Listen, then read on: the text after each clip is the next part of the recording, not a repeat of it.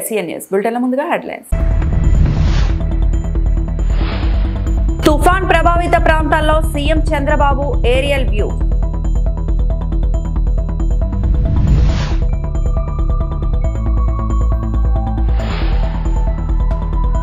జోరు వానలు, సింహాచలం ఆలయ మెట్ల మార్గంపై జలధారలు.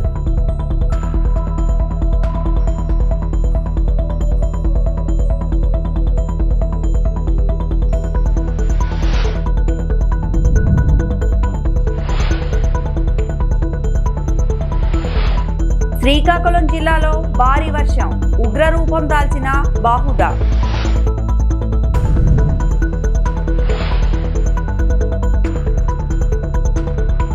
మొందా తుఫాను ప్రభావిత ప్రాంతాల పర్యటనకు ఏపీ సీఎం చంద్రబాబు వెళ్లారు. హెలికాప్టర్లో ఏరియల్ వ్యూ ద్వారా ఆయా ప్రాంతాలను ఆయన పరిశీలిస్తున్నారు. బాపట్ల, పల్నాడు, కృష్ణా, ఏలూరు, డాక్టర్ బిఆర్ అంబేద్కర్ కోనసీమ జిల్లాలో ముంపునకు గురైన ప్రాంతాల పరిశీలనకు వెళ్లారు. ఏరియల్ వ్యూ అనంతరం కోనసీమ జిల్లా అలవరం మండలం ఓడలరేవులో సీఎం పర్యటించనున్నారు. రోడ్డు మార్గంలో ప్రయాణించి వర్షాలకు నీట మునిగిన పంట పొలాలను పరిశీలించనున్నారు.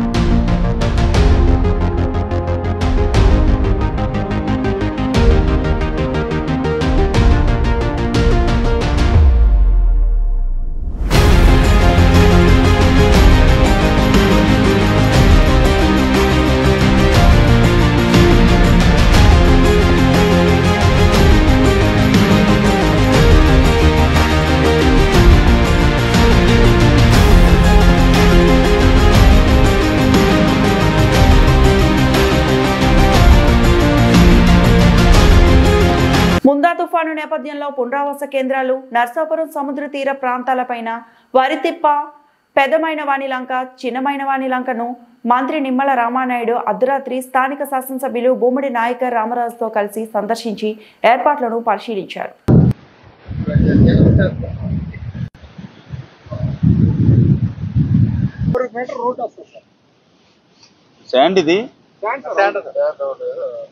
మొత్తం ఇది 1 కిలోమీటరా జీవితం.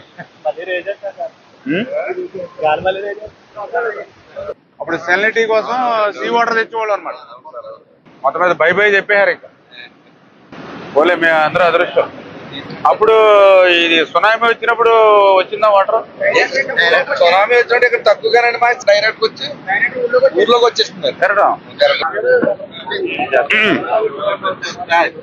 పర్లేదు, సముద్రం మంచిదే. మంత్రి గారు ఉండగా ఏమవుతుందో మనకు అంటున్నానా.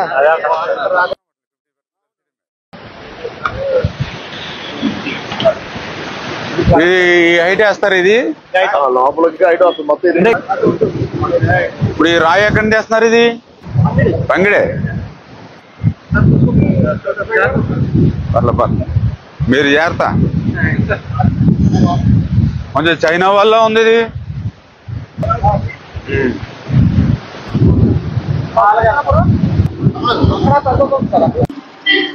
తాటాకిళ్ళు ఏమన్నాయా?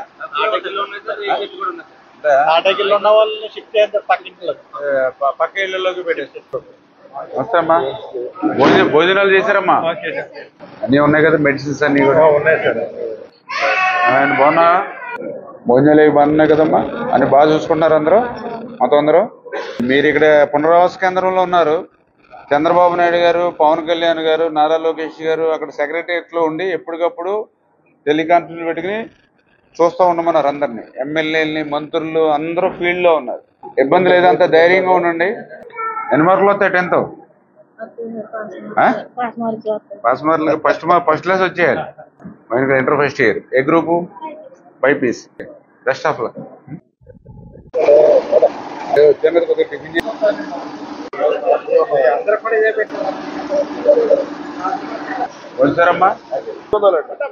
మొందా తుఫాను ప్రభావంతో విశాఖ జిల్లాలో జోరు వానలు కురుస్తున్నాయి. సింహాచలం ఆలయ మెట్ల మార్గంపై జలధారలు పారుతున్నాయి. సింహగిరిపై కురుస్తున్న వర్షపు నీరు మెట్లపై నుండి కిందికి జాలువారుతున్నాయి. ముందు జాగ్రత్త చర్యలో భాగంగా మెట్ల మార్గాన్ని ఆలయ సిబ్బంది మూసేశారు.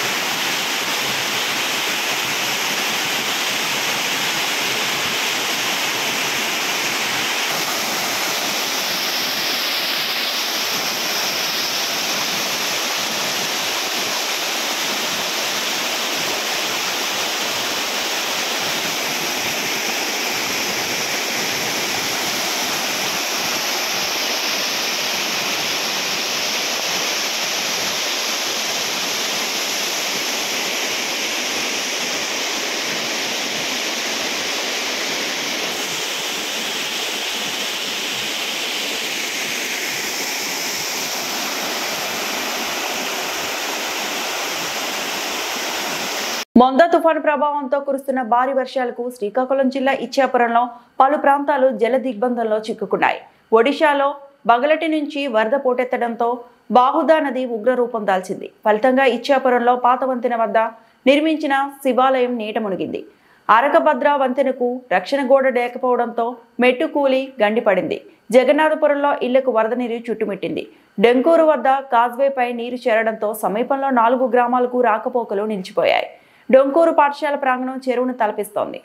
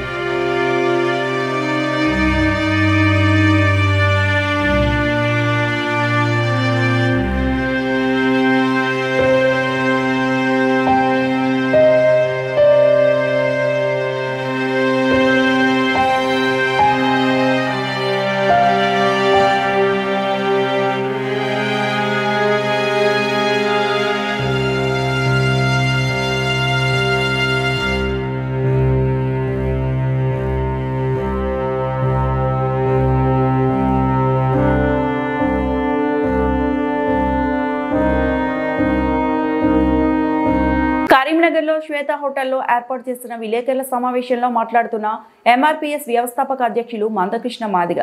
ఆయన మాట్లాడుతూ పోలీస్ వ్యవస్థకు, న్యాయ వ్యవస్థకు చీఫ్ జస్టిస్ మీద జరిగిన దాడి కనిపిస్తలేదా? చీఫ్ జస్టిస్ దాడి చేసిన వ్యక్తిని అరెస్ట్ చేయకపోవడం, కేసు నమోదు చేయకపోవడం, ఈ దేశంలో దళితులపై జరుగుతున్న దాడులకు చట్టాలు ఎందుకు మౌనంగా ఉంటున్నాయని సమాజానికి జవాబు చెప్పే బాధ్యత చట్టాలకి ఉంది అని ఆయన వ్యక్తం చేశారు. నవంబర్ 1న హైదరాబాద్లో జరిగే బహిరంగ ర్యాలీని విజయవంతం చేయాలని ఆయన నాయకులకు, కార్యకర్తలకు పిలుపునిచ్చారు. ఈ కార్యక్రమంలో జిల్లా నాయకులు, కార్యకర్తలు అధిక సంఖ్యలో పాల్గొన్నారు. చీఫ్ జస్టిస్ దళితుడైన గౌరవ గవాయ్ గారి మీద దాడి చేసిన నిందితుడి మీద ఇంతవరకు కేసు నమోదు కాకపోవడం, అరెస్ట్ చేయకపోవడం ఈ దేశంలో మా మీద దాడులు జరిగినప్పుడే చట్టాలు ఎందుకు మౌనంగా ఉంటున్నాయి అనే విషయం స్పష్టంగా సమాజానికి జవాబు చెప్పాల్సిన బాధ్యత, చట్టపరమైన చర్యలు తీసుకోవాల్సిన బాధ్యత ఉన్న వ్యవస్థల మీద ఉంది. సిజే దళితుడి మీద ఒక పాశవిక దాడి జరిగింది. ఆ దాడి దేశం ప్రపంచం చూసింది, నివ్వరపోయింది.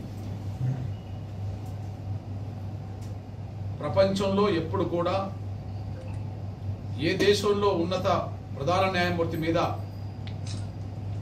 ఈ విధమైన దాడి జరిగిన సందర్భాలు లేవు. ఈ దేశంలో ఒక దళితుడు చీఫ్ జస్టిస్ కావడాన్ని జీర్ణించుకోలేని శక్తులు ఆయనను అవమానిస్తున్నారు. చివరికి ఆయన మీద దాడి చేశాడు. అవమానించిన వాళ్ళ మీద చర్యలు లేవు,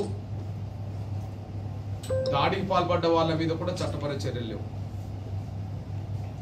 బహుశా ఈ దేశంలో ఒక దళితుడు సుప్రీంకోర్టుకు చీఫ్ జస్టిస్ కావడం కూడా జీర్ణించుకోలేకపోతున్నారు.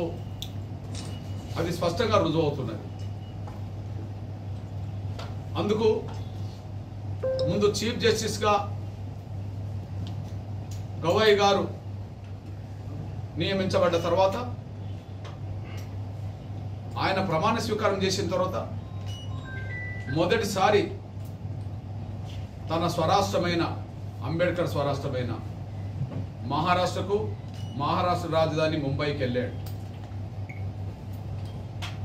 ప్రోటోకాల్ ప్రకారంగా చీఫ్ జస్టిస్ ఎక్కడికి వెళ్ళినా ప్రతి రాష్ట్ర చీఫ్ సెక్రటరీ స్వాగతించాలి, ప్రతి రాష్ట్ర డీజీపీ స్వాగతించాలి, ఎక్కడికి వెళ్ళినా పోలీస్ కమిషనర్లు స్థానికంగా అందుబాటులో ఉండాలి. కానీ గవాయి గారి మీద దేశవ్యాప్తంగా సర్దార్ వల్లభాయ్ పటేల్ జయంతి పాదయాత్రలు నిర్వహించేందుకు ప్రెస్ మీట్. జయంతి సందర్భంగా 150 జయంతి సందర్భంగా దేశవ్యాప్తంగా 740 జిల్లాలలో ప్రతి జిల్లాలో పాదయాత్ర నిర్వహించడం జరుగుతుంది. ప్రతి జిల్లాలో మూడు పాదయాత్రలు నిర్వహించడం జరుగుతుంది. ఉమ్మడి మెదక్ జిల్లా సందర్భంగా మెదక్, సంగారెడ్డి, సిద్దిపేట 3 జిల్లాలలో కూడా 8 కిలోమీటర్ల నుంచి 10 కిలోమీటర్ల మధ్య పాదయాత్ర ఎంపీ గారి చైర్మన్షిప్ ఆధ్వర్యంలో ఈ పాదయాత్ర నిర్వహించడం జరుగుతుంది. ఇటు పాదయాత్రలో NSS, NCC, all degree college and intermediate and junior colleges, ప్రతి కేజీబీస్, హై స్కూల్స్ అన్ని విద్యా సంస్థల నుంచి ఇంటికి భాగంగా పంచుకొని ఇటు పాదయాత్రను విజయవంతం చేయాలని చెప్పేసి కలెక్టర్ గారు ఆదేశాల మేరకు ఈ పాదయాత్ర నిర్వహించడం జరుగుతుంది. సమయం కావాలనే ఉద్దేశంతో కేంద్ర ప్రభుత్వం యొక్క ఆదేశాల అనుసారము ఈ యొక్క రాష్ట్ర ప్రభుత్వం ఉన్నటువంటి రాష్ట్ర అధికారులు, తర్వాత జిల్లా యంత్రాంగాన్ని ఉపయోగించుకొని మేము పాదయాత్రను కూడా ఇక చేయడం జరిగింది. 31 నుంచి 25 తారీఖు వరకు 3 విడతలుగా జిల్లా స్థాయిలో, రాష్ట్ర స్థాయిలో, దేశ స్థాయిలో ఈ పాదయాత్రలు ఉంటాయి. మొదటగా ఈ జిల్లా స్థాయిలో ఉన్నటువంటి పార్లమెంట్ పరిధిలో 4 చోట్ల కూడా ఈ పాదయాత్రలు నిర్వహించడం జరిగింది. అదేవిధంగా పాదయాత్రతో పాటు ఈ యువతను కూడా ముందుకు తీసుకురావాలి. ఎందుకంటే సర్దార్ వల్లభాయ్ పటేల్ అనగానే గుర్తొచ్చేది తెలంగాణకు విమోచన దినోత్సవం. మన భారతదేశంలో విమోచన అన్ని రాజ్యాలను కూడా అంతకుముందు ఆధీనంలో ఉండే వాటన్నింటినీ కూడా ఉక్కు మనిషి అయినటువంటి సర్దార్ వల్లభాయ్ పటేల్ భారతదేశంలో విలీనం చేసినటువంటి గొప్ప చరిత్ర గల వ్యక్తి కాబట్టి ఆ సర్దార్ వల్లభాయ్ పటేల్ 150వ జయంతిని పురస్కరించుకొని దేశం మొత్తం కూడా పెద్ద ఎత్తున ఈ యొక్క కార్యక్రమం చేపట్టడం జరుగుతుంది. అదేవిధంగా భారత ప్రభుత్వం ఆధీనంలో మన రాష్ట్ర ప్రభుత్వం కూడా ఇందులో భాగస్వామ్యం చేస్తూ మేము ఇక్కడ ఉన్నటువంటి జిల్లాలో ఉన్నటువంటి ఈ యువజన సంఘాలు, తర్వాత విద్యా సంస్థలు, వైద్య సంస్థలు వాళ్ళన్నింటినీ కూడా కలుపుకొని పెద్ద ఎత్తున అన్ని ప్రోగ్రాం చేస్తూ ఇంతకుముందు సార్ చెప్పినట్టు వ్యాసరంజన పోటీ కానీ, కాంపిటీషన్ పోటీ కానీ అన్ని చేస్తూ ఇక్కడ ఈ ప్రోగ్రాం ముందు తీసుకోవడానికి నిర్ణయించడం జరిగింది. దీనికి మా ఎంపీ గారి అధ్యక్షంలో జరుగుతూ ఉంటుంది. అదేవిధంగా ఈ యొక్క ముఖ్య ఉద్దేశం ఏంటంటే, ఈ సర్దార్ వల్లభాయ్ పటేల్ యొక్క ముఖ్య ఉద్దేశం ఏంటంటే మనము వికసిత్ భారత్ 2047కి ఏ విధంగా వెళ్ళాలి, సర్దార్ వల్లభాయ్ ఉక్కు సల్పాన్ని మోడీ గారి ఆధ్వర్యంలో ఏ విధంగా తీసుకెళ్తున్నాడని సర్దార్ వల్లభాయ్ పటేల్ నుంచి మోడీ వరకు అనే ప్రోగ్రాం తీసుకోవడం జరుగుతుంది. అందులో భాగంగానే మనం స్వదేశీ యొక్క వస్తువులను ఏ విధంగా మనం స్వదేశీ, ఇప్పుడు భారతదేశమే ప్రపంచంలోనే రెండో స్థానానికి వెళ్ళడానికి ప్రయత్నం చేస్తున్నాం. కాబట్టి ఈ యొక్క సంకల్పం ఉద్దేశంతో సర్దార్ వల్లభాయ్ పటేల్ యొక్క ఆయన దేశానికి చేసినట్టు ఉన్నతిని, దాని దేశానికి కోసం ఎంత కష్టపడిన విషయాన్ని తెలియజేస్తూ ఈ యొక్క కార్యక్రమం తీసుకెళ్తాం. దీనికి మా జిల్లా యంత్రాంగం కూడా అందరూ కూడా సహకరించాలని కోరుతున్నాం. అదేవిధంగా ప్రతి ఒక్కరు కూడా దేశంలో ఉన్నటువంటి దేశ పౌరులందరూ కూడా మన దేశ ఐక్యత చాటినటువంటి సర్దార్ వల్లభాయ్ ఆశయాలను ముందుకు తీసుకెళ్లడానికి మన సంగారెడ్డి జిల్లా ఉన్న ప్రజలందరూ కూడా ఈ ప్రోగ్రాంకు సహకరించాలని ఈ మీడియా సందర్భంగా అందరికీ తెలియజేస్తున్నాం. మందా తుఫాన్ ప్రభావం ప్రజలు అప్రమత్తంగా ఉండాలి. MRO rural M Srivani. అత్యవసరమైతే తప్ప ఇళ్ల నుండి బయటికి రావద్దు. పెద్ద కొట్టాల వర్షపాతం ఎక్కువగా ఉంది. తుఫాను ప్రభావం కారణంగా వర్షాలు మరో 3 రోజులు కొనసాగే అవకాశం ఉందని ప్రజలు భద్రతా చర్యలు తప్పనిసరిగా పాటించాలి. అత్యవసరమైతే తప్ప ఇళ్ల నుంచి బయటికి రావద్దు. నంద్యాల జిల్లా పెదకోటాల గ్రామంలో నిన్న కురిసిన వర్షానికి వాగులు పొంగి పొర్లుతుంటే బంగాళాఖాతంలో ఏర్పడిన అల్పపీడనం ప్రభావంతో మొందా తుఫాను కారణంగా నంద్యాల జిల్లాలో విస్తృతంగా వర్షాలు కురుస్తున్నాయని ప్రజలందరూ అప్రమత్తంగా ఉండాలని నంద్యాల జిల్లా తహసీల్దార్ పేర్కొన్నారు. ప్రజలెవరూ అత్యవసరమైతే తప్ప ఇళ్ల నుండి ప్రజలు భద్రతా చర్యలు తప్పనిసరిగా పాటించాలి, బయటికి రావద్దని విజ్ఞప్తి చేశారు. నంద్యాల జిల్లా పెద్దకొట్టాల వర్షపాతం ఎక్కువగా ఉంది. తుఫాను ప్రభావం కారణంగా వర్షాలు మరో 3 రోజులు కొనసాగే అవకాశం ఉందని ప్రజలు భద్రతా చర్యలు తప్పనిసరిగా పాటించాలి. అత్యవసరమైతే తప్ప ఇళ్ల నుండి బయటికి రావద్దు. వాగులు వంకలు వంటి ప్రమాదకరమైన ప్రదేశాలకు వెళ్లరాదన్నారు. మట్టి మిద్దెల్లో నివాసం ఉండకుండా సురక్షిత పునరావాస కేంద్రాలకు తరలి వెళ్లాలని సూచించారు. ఏమైనా ఇబ్బంది ఉంటే వీఆర్ఓ పంచాయతీ సెక్రటరీ మీకు అందుబాటులో ఉంటారని తెలిపారు. ఈ కార్యక్రమంలో వీఆర్ఓ కాజా హుస్సేన్, పంచాయతీ సెక్రటరీ సుందరమ్మ, గ్రామ సర్పంచ్ వెంకటరాముడు, గ్రామ పెద్దలు పాల్గొన్నారు. MRO rural M Srivani, deputy tahsildar P Ramachandrarao, resurvey డిటిజి Nagaraju, sarpanch K Venkataramudu, VRO M Kaja Hussain, PSA Sundaramma, P Premnath Reddy మరియు సచివాలయ ఉద్యోగులు సందర్శించడం జరిగింది.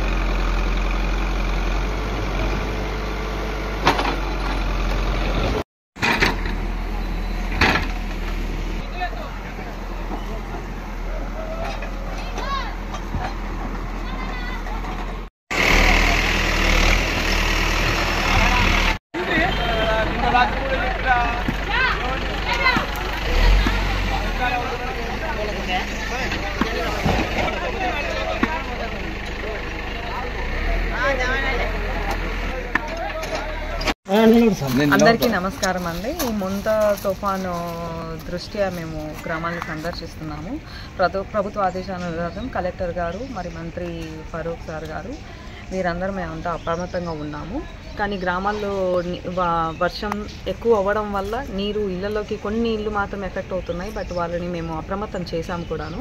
వారి కోసం మేము రీహాబిలిటేషన్ సెంటర్ కూడా పెట్టి వారికి మేము భోజనాలు టిఫిన్లు కూడా సప్లై చేస్తున్నాము. సో ఎవరైనా ప్రజలందరూ ఈ పిల్లలు ముఖ్యంగా ఈ సెలవులు ఇచ్చిన నేపథ్యంలో వాళ్ళు చాలా అప్రమత్తంగా ఉండాలి. వాగులు వంకల దగ్గరికి వెళ్ళకోకుండా జాగ్రత్తగా ఉండాలి. ఏ అవసరం అయినా కూడా మా సిబ్బంది మొత్తం అంతా ఇక్కడ సచివాలయం కానీ ఊళ్ళల్లో అందరి దగ్గర మేము ఇంకా సందర్శిస్తూనే ఉన్నాం. అందరూ ఇంటి డోర్ టు డోర్ వరకు వచ్చేస్తున్నాము. చాలా వరకు ఏదైనా సమస్యలు ఉన్నా మా దృష్టికి తీసుకొచ్చి మేము ఇమీడియట్గా మేము సమస్య పరిష్కరిస్తామని కూడా చెప్తున్నాము. ఈరోజు పెదకొటాల గ్రామంలో ఈ వాతావరణం గురించి పేదలు కూడా చాలా కొంతమంది ఇళ్ళల్లో పడి నష్టపోయినారు. రైతులు కూడా నష్టపోతున్నారు. వాళ్ళనల్లా కొంచెం చూడాలని ఈ ఆర్థిక సాయం చేయాలని మేము వేడుకుంటున్నాము. ప్రభుత్వం వాళ్ళు చేస్తే పెదకొటాల వాళ్ళు చాలా నష్టపోయినారు. రైతులు కానీ పేదలు కానీ నీళ్ళు. ఈ వార్తలు ఇంతటితో సమాప్తం.